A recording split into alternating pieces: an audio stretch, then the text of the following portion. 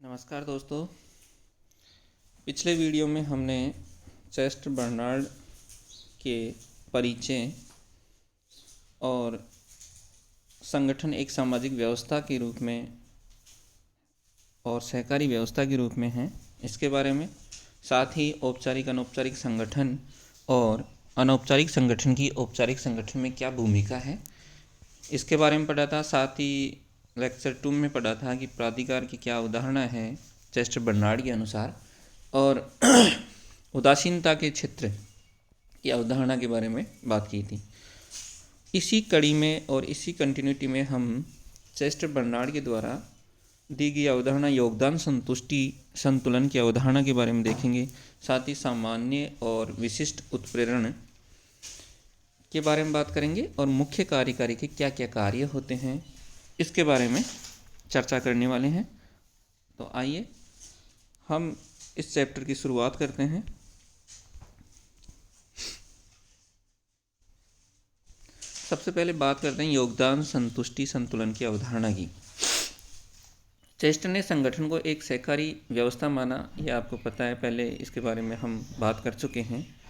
तो उन्होंने ये बात की कि कार्मिक तभी संगठन में अपना सहयोग, अपने जैसे समय का सहयोग है, अपनी ऊर्जा का सहयोग है, अपनी योग्यता और समर्पण का सहयोग है, ऐसा सहयोग तभी करते हैं जब संगठन से उनको संतुष्टि मिले, उसी अनुपात में संतुष्टि मिले। अगर संगठन में संतुष्टि कम मिली तो जो भी कार्मिक होगा, कर्मचारी होगा, संगठन को छोड़कर चला जाएगा। और जब तक उसके योगदान की तुलना में अगर संतुष्टि ज़्यादा मिल रही है तो वो उस संगठन में बना रहेगा। ये एक मोटी मोटी अवधारणा थी चेस्टर बर्नार्ड के द्वारा।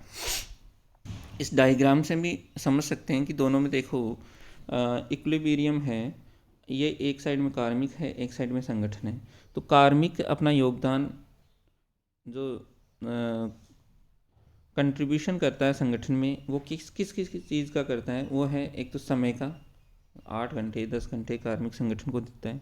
दूसरा, उस समय के साथ वो अपनी ऊर्जा संगठन को समर्पित करता है, अपनी योग्यता जो होती है उसके अनुसार वो कार्य करता रहता है, और अपने समर्पण भाव, इन 4 तत्वों का संगठन में अपना योगदान प्रस्तुत करता है। साथ ही संगठन उसको सेटिस्फिकेशन देता है। सेटिस्फिकेशन कार्य से जुड़ने का सेटिस्फिकेशन है, पदार्थिक पदार्थ यानी उसकी सैलरी का संतुष्टि है, और एक मानसिक संतुष्टि। इस प्रकार संगठन अपना योगदान देता रहता है। तो अगर हम बर्नार्ड के शब्दों में बात करें तो बर्नार्ड के अनुसार संगठन की उत्तरजीविता योगदान संतुष्टि संतुलन पर निर्भर करती है। योगदान कर्मचारी करता है और संतुष्टि संगठन प्रदान करता है।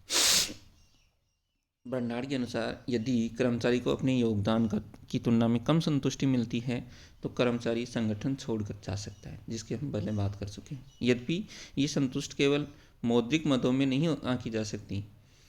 बर्नार्ड पहला चिंतक था जो संगठन में कार्मिकों की संतुष्टियों का विश्लेषण करता है। बर्नार्ड के अनुसार संगठन एक सहकारी व्यवस्था है जिसकी उत्तरजीविता सतत सहयोग पर निर्भर करती, लेकिन सदस्य केवल तभी तक संगठन में सहयोग करेंगे जब तक उस अनुपात में उन्हें संतुष्टि प्राप्त होगी। बर्नार्ड कहता है कि कर्मचारी संगठन में बने रहने के लिए सकारात्मक और नकारात्मक रूप से प्रेरित होते हैं। संगठन द्वारा कर्मचारी को प्रदान किए जाने वाले प्रेरण या लाभ को सकारात्मक प्रेरण माना गया है, जबकि कर्मचारी द्वारा संगठन को दिए जाने वाले योगदान को नकारात्मक प्रेरण माना जाता है। कैसे कि अगर वो कर्मचारी संगठन को जो योगदान करता है वो अगर ज़्यादा हुआ और संतुष्टि कम हुई तो ये नकारात्मक रूप से कार्य करेगा, क्योंकि संगठन को वो छोड़कर जाएगा।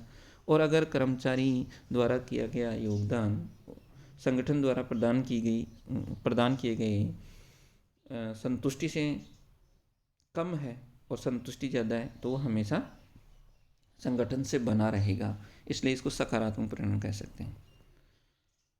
बर्नार्ड को लगता है कि उसका योगदान अधिक, कर्मचारी को अगर ये लगता है कि उसका योगदान अधिक है और संतुष्टि कम है तो संगठन को छोड़ देता है, इसलिए इसको नकारात्मक प्रेरणा कह सकते हैं योगदान को।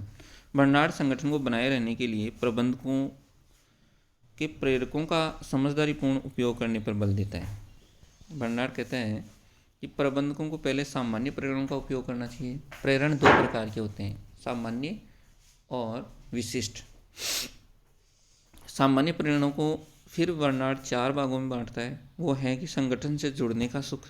एक तो कर्मचारी को संगठन से जुड़ने का ही सुख मिल जाता है, उसको संतुष्टि होती है कि मैं कोई ना कोई काम कर रहा हूँ, तो उसको एक मानसिक संतुष्टि मिलती है। इसको सामान्य प्रेरण में लिया गया है। दूसरा है कार्य करने की आवश्यक दशाएं। जहाँ पर संगठन में व्यक्ति कार्य कर रहा है, कर्मचारी कार्य कर रहा है, उसकी दशाएं कैसी हैं, कार्मिक के अनुसार है या कठोर दशाएं हैं, इस पर भी बात करता है चेस्टर बर्नार्ड। तीसरी इसकी सामान्य प्रेरण में आता है वर्ग वृहद भागीदारी का अवसर। क्योंकि वो भागीदारी करता है संगठन में, तो बहुत सारी गतिविधियां, जैसे संगठन का जो मेन फंक्शन होता है उसके अलावा भी खूब सारी सांस्कृतिक गतिविधियां हैं और अन्य गतिविधियों में वो भागीदारी करता है, उससे उसको संतुष्टि मिलती है। और नेक्स्ट सामान्य प्रेरण में आएगा दूसरों से संचार का अवसर। व्यक्ति बहुत सारी संवेग, बहुत सारी भावनाएं लेकर आता है। उन भावनाओं को वो कर्मचारी जब संगठन में कार्य करता है तो संगठन जो औपचारिक संगठन है उसके साथ साथ बहुत सारे उसमें अनौपचारिक संगठन होते हैं, और उन अनौपचारिक संगठनों में कर्मचारी अपनी भावनात्मक जो मनोवैज्ञानिक सुरक्षा होती है उसको महसूस करता है। लेकिन बर्नार्ड के अनुसार ये प्रेरण एक निश्चित सीमा के बाद अप्रभावी होने लगते हैं, और योग्य कर्मचारियों को संगठन में बनाए रखने के लिए प्रबंधकों को कुछ विशिष्ट उत्प्रेरकों या कुछ विशिष्ट प्रेरकों की आवश्यकता पर जोर दिया है। और एक मुख्य कार्यकारी अधिकारी वही सफल होगा जो इनका एक निश्चित क्रम देखें और अवसर के अनुसार इनका उपयोग करता रहे। पहले सामान्य प्रेरक, और अगर फिर भी कर्मचारी अपना योगदान ज़्यादा दे रहा है, मुख्य कार्यकारी अधिकारी को ये लगता है या जो प्रबंधक है उसको ये लगता है कि ये कर्मचारी एक सीमा से ज़्यादा संगठन को योगदान दे रहा है, तो उसको उस समय विशिष्ट प्रेरकों का उपयोग करना चाहिए और कुछ विशिष्ट प्रेरक उसमें शामिल करने चाहिए, उस कर्मचारी को देने चाहिए। विशिष्ट प्रेरकों को भी जो बर्नार्ड है उन्होंने 4 भागों में बांटा है। सबसे पहला है पदार्थिक या भौतिक प्रेरणा। कई प्रकार के योग्य कर्मचारियों को संगठन में बनाए रखने के लिए निर्धारित वेतन के अतिरिक्त भी कुछ पदार्थिक प्रेरण देना आवश्यक है। कुछ मौद्रिक इंसेंटिव्स देने चाहिए, जैसे कि कुछ अवार्ड रखने लेने चाहिए, एक्सीलेंसी बोनस दिया जाना चाहिए, या हम जो भी संगठन को जो लाभ हो रहा है उसमें उसका शेयर कर देना चाहिए 1% 2%। साथ ही जो वो इतने समर्पण भाव से जुड़ा हुआ है संगठन से, तो उसको लॉयल्टी या बोनस के रूप में दिया जा सकता है। ये एक भौतिक प्रेरण है। जैसे कि हम बात करें ऑल इंडिया सर्विसेज या एम्स की, तो यहाँ कई योग्य कर्मचारी हैं, जैसे कि बहुत ही ज़्यादा एम्स में योग्य चिकित्सक हैं, वो निजी क्षेत्र में अच्छे परिलाभ के कारण छोड़कर चले जाते हैं। तो सरकार को ये व्यवस्था करनी चाहिए कि उनको कुछ एक्सीलेंसी अवार्ड या उनको पहचान के लिए लॉयल्टी बोनस, भागीदारी, जो लाभ में भागीदारी है उसमें उनको करना चाहिए। बर्नार्ड ऐसी स्थिति में बचने के लिए संगठन में विशिष्ट सदस्यों को वेतन के अतिरिक्त कुछ अन्य परिलाभ, जैसे कि दैनिक स्वास्थ्य सेवाओं की दृष्टि से उनको फ़ायदा दिया जाना चाहिए। उच्च स्तरीय शोध के लिए उनको व्यवस्था उपलब्ध करवाई जानी चाहिए, ऐसे बर्नार्ड कहते हैं। दूसरा विशिष्ट उत्प्रेरक है विशिष्ट हेतु अवसर। बर्नार्ड के अनुसार संगठन में अति योग्य जो कर्मचारी हैं को बनाए रखने के लिए विशिष्टता प्राप्त करने के अवसर सुनिश्चित किए जा सकते हैं, अथवा उनकी विशिष्टता को सार्वजनिक रूप से सम्मानित किया जा सकता है। उदाहरण के लिए भारत सरकार ने वर्ष 2007 में भारतीय प्रशासन में उत्कृष्ट प्रशासकों को सम्मानित करने के लिए award for excellence in public administration प्रारंभ किया था, ताकि उत्कृष्ट प्रशासकों के योगदान को मान्यता मिल सके। इसी प्रकार निकट अतीत में भारत सरकार ने युवा वैज्ञानिकों को प्रेरित करने के लिए कई प्रकार के पुरस्कारों की घोषणा की है। और उसी प्रकार जैसे भारत सरकार जो भारत में जो कलेक्टर हैं उनको 1 से 10 तक की रैंक देते हैं हर वर्ष में। तो ऐसी स्थिति में उनमें कार्य करने का जज्बा और कार्य करने की ज़्यादा इच्छा व्याप्त रहती है। तीसरा है कार्य की वांछित दशाएं। कई बार कार्य की वांछित दशाओं के प्रभाव में भी कर्मचारी संगठन छोड़ सकते हैं। विशेषकर उच्च अनुसंधान है वैज्ञानिक प्रकृति के संगठनों में वांछित कार्य दशाएं सुनिश्चित करके प्रतिभा पलायन को रोका जा सकता है। नेक्स्ट है आदर्श प्रेरण। बर्नार्ड के अनुसार कई बार अति विशिष्ट कर्मचारियों को संगठन में बनाए रखने के लिए आदर्श प्रेरण भी उपयोगी होते हैं। लेकिन बर्नार्ड कहते हैं